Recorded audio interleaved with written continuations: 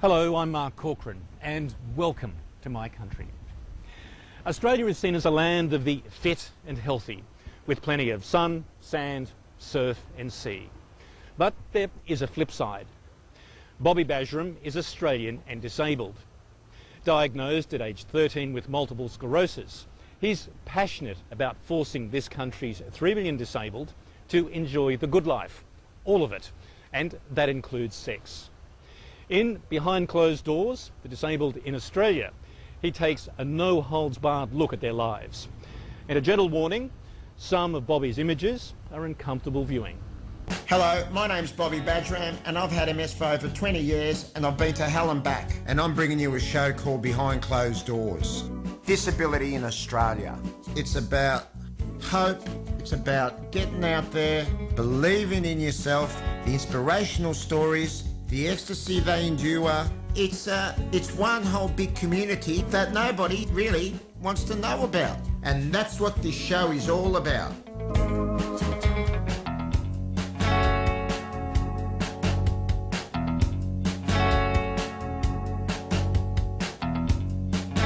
Heath is a 26-year-old living with spina bifida.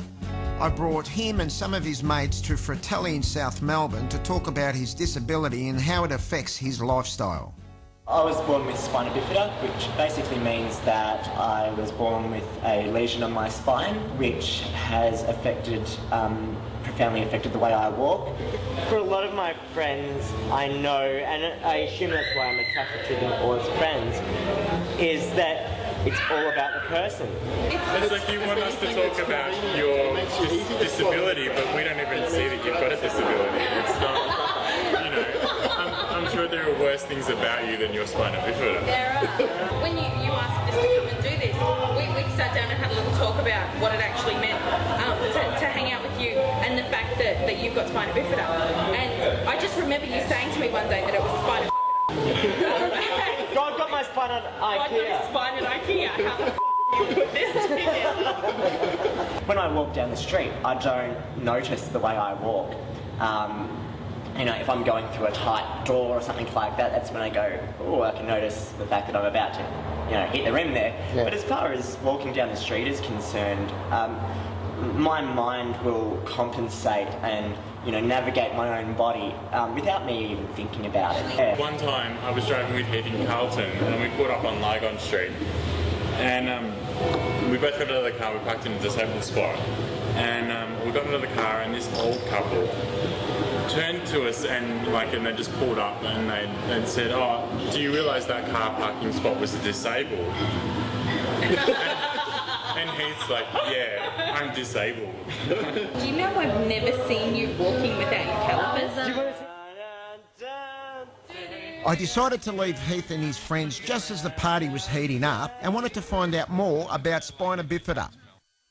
Spina bifida comes from the word for split spine in Latin. There are an estimated 11,000 people with spina bifida in Australia, which is half the population of Alice Springs. In the world, there is an estimated 3,395,000 people with spina bifida. That is the population of Uruguay.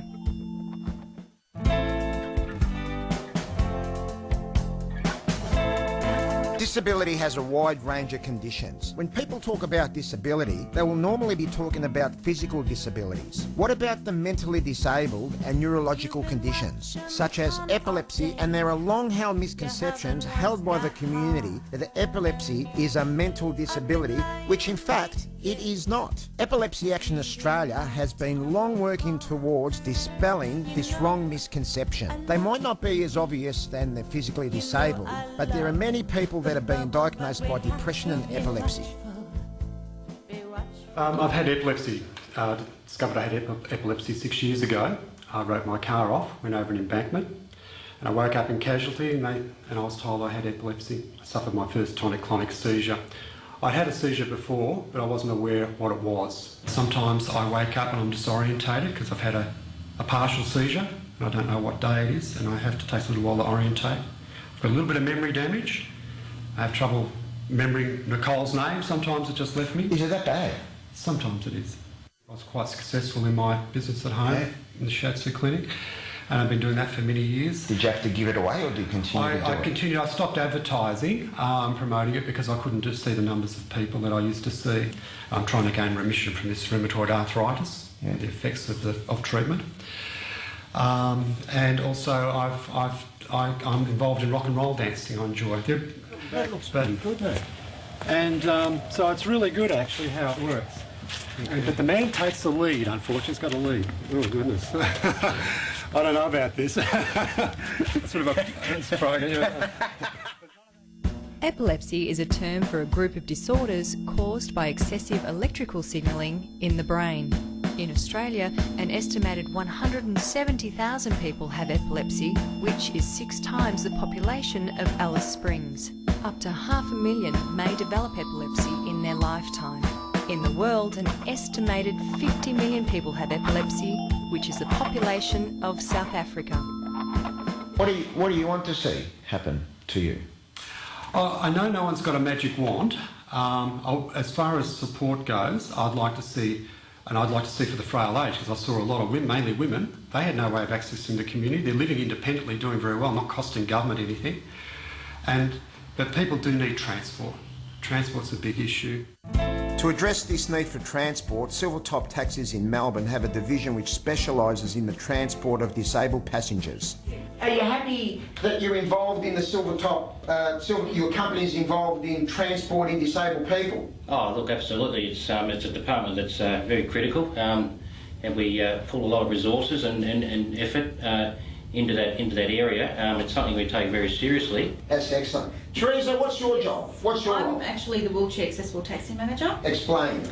Okay, I oversee the fleet. At the moment we've got around 90 wheelchair accessible taxis associated with the company. I also have contact with organisations such as Scope and people who actually use the service. Silvertop also puts a lot of time and effort and resources into actually maintaining a department that's specifically dedicated to wheelchair bookings. We've got a staff of around 8 to 10 people that are on 24/7. They're specifically trained to be able to take these bookings and deal with the people involved. The owners and drivers of these disabled-friendly vehicles are trained to meet the needs of their disabled passengers and play a vital role in the disabled community. You look surprised with the tales of my demise. Oh. We're travelling out to Brayside to visit the Southern Comfort International Brothel. I've never been inside a brothel, let alone one that is disabled friendly. We are going to follow the journey of a disabled man who comes to the brothel for sex. Now, what have you got? What do you suffer from? Cerebral palsy. Cerebral palsy. Have you were born with it? Yeah. I want to ask you, why do you come to a place like this? To get a certain service. Do you think it's a good service for the community that you're doing? I think it's a very good service for the community. There's nowhere else where Toby can go except for places like this to feel intimate, to feel cared about, to feel needed, and to feel as a normal human being. Disabled people and sex, does that cross into your area? Absolutely. Fiona Patton is the Executive Officer of the EROS Association, the Australian Guild for the Adult Industry, and also the President of the Australian Sex Party, founded in early this year. So Kara was saying, look, I know that this bloke or this girl really wants to go to a brothel, she really wants to have sex, but it's illegal. You know, the brothel's illegal. So where does that put me in dropping them off there or arranging for them to visit? For these people to be able to access services and for their carers to feel comfortable, we need a legal, regulated, safe place to offer these services. Denise has cerebral palsy and tells me about her needs, about her sexual experiences, fetishes, and why she actually takes this path. She is a retired swimming Paralympics bronze medalist who had her first sexual experience with a male sex worker when she was just 16 years old. My first sexual experience was with a male sex worker, so that I wanted it to be a good experience and I wanted it to be an educative experience because I didn't know that sex was possible for me. Was it fun? It was, because it taught me that sex is an equaliser, and like everybody else, I am a sexual being and have a right to have sexual expression. I will now be speaking to Dr. George, who is the Coordinator for Disabled Youth Affairs in Victoria on all matters related to disability and sexual issues that affect disabled people. It's really interesting to me when I work with disability services and support organisations that no one wants to talk about sex. People are starting to come to me and say, oh, you know, I'm the CEO of a disability service and I want my staff to be more open to sexuality. Do you have sex? Do I have sex? Yeah. No, go on. Is anyone listening? No. No, I'm a virgin. Really? Yeah. But I know people with disabilities that you know, definitely have pretty amazing, you know, sex lives, social lives. The fact that we are being wheelchair. Why I'm attracted to them or as friends is that it's all about the person. It's like you want us to talk about your disability, but we don't even see that you've got a disability. It's not, you know, I'm sure there are worse things about you than your spina bifida. There are. When you asked us to come and do this, we sat down and had a little talk about what it actually meant to hang out with you and the fact that you've got spina bifida. All of it, and that includes sex. In Behind Closed Doors, the Disabled in Australia, he takes a no-holds-barred look at their lives. And a gentle warning, some of Bobby's images are uncomfortable viewing. Hello, my name's Bobby Badgeram and I've had MS for over 20 years and I've been to hell and back, and I'm bringing you a show called Behind Closed Doors. Disability in Australia. It's about hope, it's about getting out there, believing in yourself, the inspirational stories, the ecstasy they endure. It's one whole big community that nobody really wants to know about. And that's what this show is all about.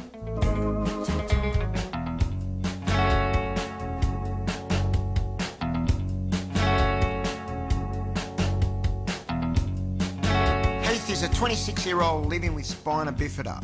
I brought him and some of his mates to Fratelli in South Melbourne to talk about his disability and how it affects his lifestyle. I was born with spina bifida, which basically means that I was born with a lesion on my spine, which has profoundly affected the way I walk. For a lot of my friends, I know, and I assume that... Hello, I'm Mark Corcoran, and welcome to my country.